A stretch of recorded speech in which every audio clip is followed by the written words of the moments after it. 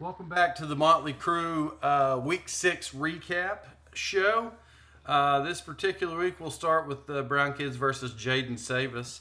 Jaden Savis, I predicted you this week to win one, and you did 132 to 111. That puts you at a 2-4 record versus a guy who now has the 2-4 record. This is your second week in a row, and I know that you needed this boost, and so I'm glad that you got it. Hard fought battle. You won by 21 points. It really was no shocker this week because I predicted it, and that's usually what happens. You know what I mean? I'm pretty accurate with these, so I don't know what was the difference maker here. I don't know. In Jigba, for you, Brown Kids had a lot of extra points. The rest of your roster was kind of less than, but really not far off of the predictions. And then for you, Pat, Scatabo was the difference maker. You still would have won, but it would have been close. Oh, you had Drake London. Those two players had 62 points between them. That was definitely where it fell. But, you had the right pickup. Scatabo or Bo, however you say it. I don't remember. I don't think he was Scatabo, I think. I don't even know if he was drafted. Maybe he did draft him. I don't remember. Point is, you got a victory. Good for you. Skynet versus Son of a Besh. I projected this one this week also. Skynet 3-3. Son of a Besh 4-2 now. You won 127 to 91. Solid week for you. Dak Prescott more points. DK Metcalf more points. Trey McBride. And Jamar Chase. Basically, somebody throwing Jamar Chase the ball was the difference maker in that particular one. Those three players kind of filled the gaps for anybody that fell less than. But Skynet, somewhat of a fantasy genius at 3-3.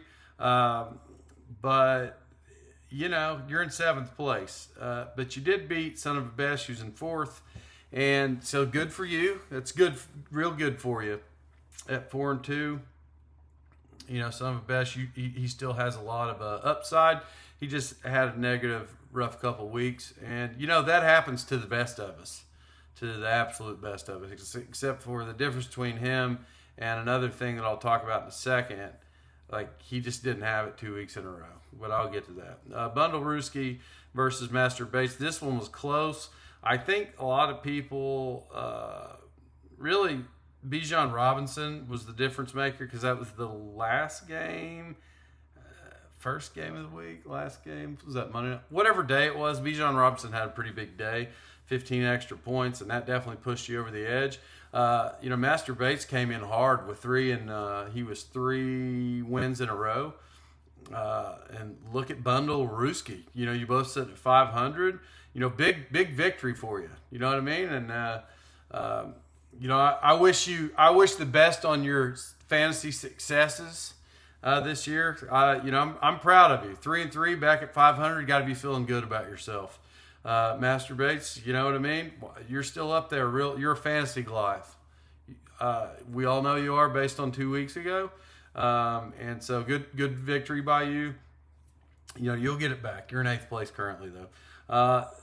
Next this week was Pack Full of Love and Kicking Bass. I don't remember who I took. I think I wanted Kicking Bass to win. I might have took Pack Full of Love. I don't really remember this, but guess what, Kicking Bass? If I'm not mistaken, this is 4 wins in a row. So, who is the hottest guy? If you had to do what do you call those NFL rankings, power rankings? Hey, in the power rankings, I think I might stick you number 1. You pulled out 4 victories in a row, which is awesome. Kicking Bass.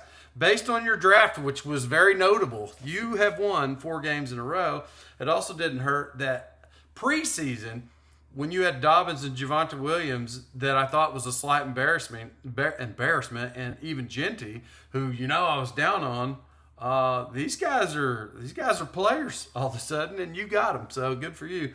Pack Full of Love. You're 4-2, but Trevor Lawrence is your quarterback. You're destined to lose a lot of games. Derrick Henry, I have him in every other league, and he has been less than. Though he did score his projected amount, he's been terrible as of late. But hopefully you get it back because you're 4-2, and I know you're sitting in a good spot. We don't want to hurt feelings.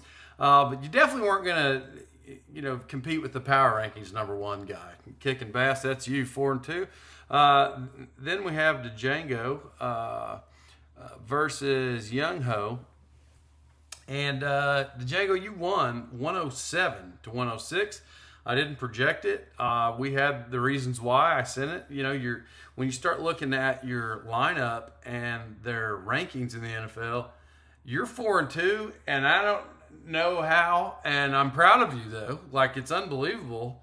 I've never seen a team full of guys that there's only 2 starters, 3, maybe 3, whatever. They're terrible.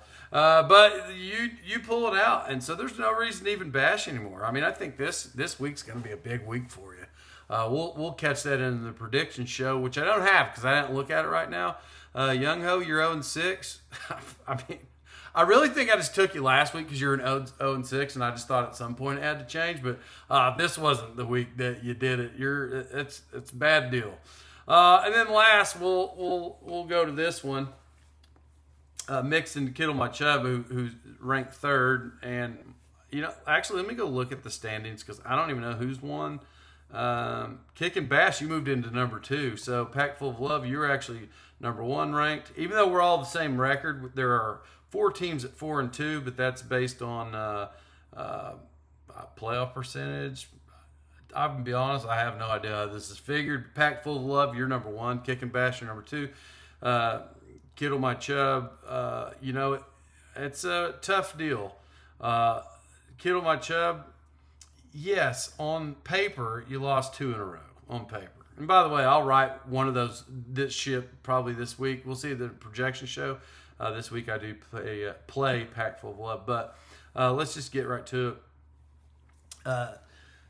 Little Penix, Scott, you have been a champion before, and I know your feelings were hurt. You were having an off year. You did pull back up to 500. You're still 9th place, but you were facing a fantasy Goliath. And here's the thing: I know because of the predictions and the way your season has gone, I know that you have low self-esteem, and so I don't always do this for people, but for people I truly care about. I know that I'm still probably going to win the league. So does it hurt me to give a gift every now and then? No. I knew that your self-esteem had been low. I wanted to help boost it. I felt bad for you. I just thought, what is the biggest gift of love I can give to one of my friends? I was like, I'll let him win this week. I got with Josh Allen. I was like, hey, I need you to tank this game. Because he's the best quarterback in the NFL, and he did, and he was willing to do that for me. I got with Saquon Barkley, and I was like, hey, listen, I'm playing my friend this week. I was like, I just want you to tank the game if you could and not have as many points because I'm trying to give a gift. And I said the same thing to Pittman. I really just talked to my whole team. I said the same thing to Keenan Allen. I said the same thing to Juwan Johnson. I said the same thing to Calvin Ridley. I said the same thing to Cooper Kupp. He almost didn't listen, but he did. He had less than. I said the same thing to Chase McLaughlin.